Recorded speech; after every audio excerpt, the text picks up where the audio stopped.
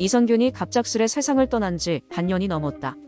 그러나 그와 함께 수사 대상에 올랐던 여성들의 이름은 여전히 언론에 오르내리고 있고, 새끼마담 김남희는 이선균에게 빼앗은 3억 중 1억으로 변호사를 선임해 재판에 임하고 있으며, 해커로 둔갑해 이선균으로부터 5천을 타낸 박소정은 지금까지도 애를 안고 재판에 출석해 선처를 호소하고 있다.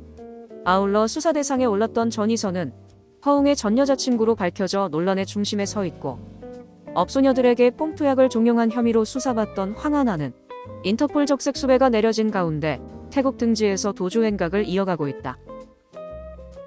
새끼마담 김남희, 황하나와의 친분으로 인해 수사 대상에 올랐던 전희서. 최근 허웅 고소 사건의 전 여자친구가 전희서로 밝혀진 가운데 그녀는 한 매체를 통해 투약 사실은 인정한다면서도 황하나가 몰래 뽕을 놨다는 사실을 언급하며 억울함을 토로했다. 그리고 당시 상황에 대해 전희서는 좋은 거 있는데 해볼래? 라며 하얀색 무언가를 황하나가 줬어요. 좋은 거라고 하길래 설마 했는데 속이 울렁거리면서 구토를 했고요. 나중에 알고 보니 그게 약이라는 거예요. 그래서 경찰에 가서 자수한 거고요. 라며 억울함을 토로했다. 가지고 있다고 하길래 다 어떻게 된 것도 모르게 지금 코를 해봤는데 안 오는 거야. 걔들이 프리페이스를 해버려. 안 오는 거야.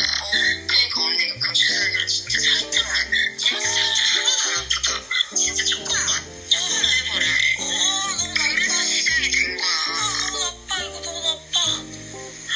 그래서 시작이 된 거야. 그래서 그날 다은이가 온 거야. 석주 오빠가 가지고 있던 아이스를 다 덜어가지고 다은이가 좋은 거를 가지고 있다고 하길래 다은이를 내가 택시비 주고 부른 거야. 걔가 그래서 잡힌 거야. 그 가지고 이렇듯 황하나가 약으로 망가뜨린 사람은 한둘이 아니다. 이선균 사건에서 드러난 사실만 따져봐도 전희선은 허웅과 결별한 뒤 황하나에게 약을 배웠고, 굿플레이스 업소녀 이하연 또한 황하나에게 배운 것은 마찬가지였으며, 전희서의 동성연인인 정다은에 더해 김남희도 황하나로부터 약을 교보받은 것으로 드러났다. 전해진 바에 따르면 황하나의 공급책은 국내에도 여럿이 존재했지만, 또 다른 공급책은 미국에 살던 황하나의 친동생 황승연과 그의 여자친구 최송화였다. 미국 한인방송에 출연한 황승연의 측근 A씨는 우리가 먹는 컵라면 있잖아요? 컵라면 스프를 빼고요. 그 안에다 집어넣어서 보내요. 왜 스프에다 집어넣느냐? 레이저 안 통하잖아요. 은박지니까. 그리고 우동 같은 거 있잖아요? 거기 액상 소스가 따로 나오거든요. 그 소스를 빼고 물뽕을 밀봉해서 보내고 그랬어요. 라며 친동생 황승연이 황하나의 공급책이었다고 증언했다. 이러한 혐의로 여러 차례 수사선상에 올랐음에도 불구하고 수차례 풀려나기를 반복하던 황하나는 최근 태국으로 도주해 인터폴 적색 수배가 내려졌다. 이선균 사건에 있어 황하나는 단순 투약자로 비춰질 수 있겠으나 속을 자세히 들여다보면 멀쩡한 여성들로 하여금 약을 경험케 하고 관련된 주변 남성들을 사라지게 만드는 등 모든 사건의 중심에는 황하나가 깊게 자리잡고 있었다. 그러나 황하나의 진정한 하이라이트는 박유천이다. 2019년 버닝썬 게이트를 수사하던 경찰은 버닝썬 족순이었던 황하나의 투약 정황을 포착하게 되었고, 경찰에 체포된 황하나는 자신의 형량을 줄이기 위해 함께 투약하던 약혼자 박유천을 경찰에 넘겨버렸다. 그리고 이때 경찰 수사망을 포착한 박유천은 뜬금없이 기자회견을 열어 결백을 주장함과 동시에 경찰 조사에 성실히 협조하겠다는 뜻을 밝혔고, 당시 박유천은 변기 파문으로 큰 타격을 입은 상태였기에 스스로 투약 의혹과 관련해 결백함을 호소한다는 점에서 대중은 박유천의 진정성에 별다른 의문을 제기하지 못하는 분위기였다. 그러나 박유천은 자신만의 계획이 따로 있었다. 사실 경찰은 박유천의 기자회견 이틀 전 이미 체포영장과 압수수색영장을 신청했었다. 그런데 박유천이 기자회견을 열어 경찰 수사에 협조할 뜻을 공개적으로 밝힘에 따라 도주의 우려가 없다는 이유로 체포영장을 반려하고 압수수색 영장만 청구한 것이었고, 계획대로 경찰 체포를 피한 박유천은 출석 날짜를 조율하는 과정에서 7일간의 시간을 벌어 탈색한 머리털을 제외한 온몸의 털을 밀어 만반의 준비를 마치게 된다. 그러나 경찰은 바보가 아니었다. 박유천의 속셈을 간파한 경찰은 출석일을 하루 앞두고 박유천의 집에 들이닥치게 되는데, 이때 온몸에 털이 없는 박유천을 발견한 경찰은 오랜 수색 끝에 다리털을 찾아 국과수에 넘겼고, 이후 국과수로부터 양성 반응을 확인한 경찰은 구속영장을 청구해 박유천을 구치소에 집어넣었다. 한편 당시 경찰은 결정적 증거물이 박유천의 다리털이라고 밝혔는데, 하지만 프로파일러 배상훈 경찰대 교수는 한 매체를 통해 사실 다리털이 아닙니다. 그거 항문털이에요. 항문털을 뽑아 검사한 겁니다. 이거 경찰도 다 알고 있는 사실인데 당시 박유천은 다리에도 털이 없었답니다. 라며 박유천의 비밀을 온 세상에 알렸다. 황하나는 이선균 사건 수사선상에 올라 김남희 등과 함께 내사를 받아왔다.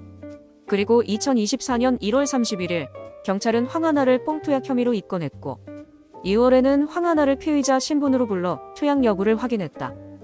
하지만 이후 황하나는 돌연 태국으로 출국했고, 최근 인터폴 적색 수배를 받은 황하나가 경찰에 쫓기고 있다는 소식이 전해졌다.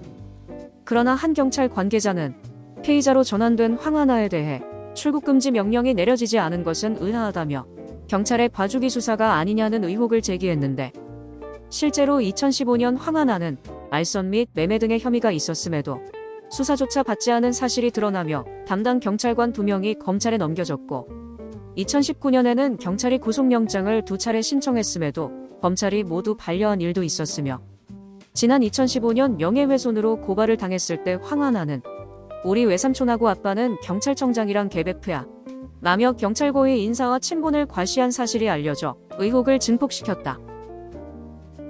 최근 태국에서 도주 중인 황하나는 한 매체 인터뷰를 통해 왜 기자들은 내 기사만 쓰는 거예요? 다른 약쟁이들도 차고 넘치는데 좀 취재를 하면서 기사를 써야 하는 거 아닌가요? 라며 불편한 기색을 내비쳤고, 이후 모든 SNS 활동을 중단한 황하나는 기나긴 잠수 모드로 돌입하게 되었다. 황하나를 두고 뽕업계에선 스치면 징역이다라는 말이 우스갯소리로 전해지곤 했다. 그러나 황하나와 연루된 여러 사람들이 세상을 등지기 시작하며 스치면 징역이다라는 표현은 스치면 죽는다로 변해갔다. 2020년 황하나와 뽕투약을 일삼다가 경찰 수사선상에 올랐던 오세용은 황하나가 잠자고 있을 때 몰래 뽕을 놨다고 진술한 뒤 황하나와 혼인신고를 했다.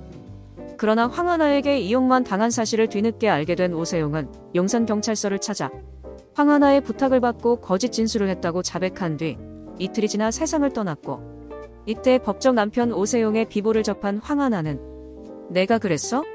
혼자 뒤졌잖아. 라는 글을 SNS에 남겨 충격을 안겼다.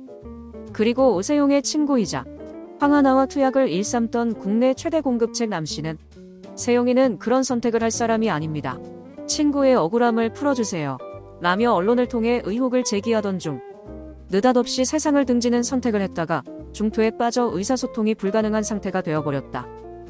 이렇게 황하나의 범죄를 입증해줄 두 사람이 경찰 수사에 협조하던 중 한 명은 의식불명에 빠졌고 한 명은 세상을 떠났다.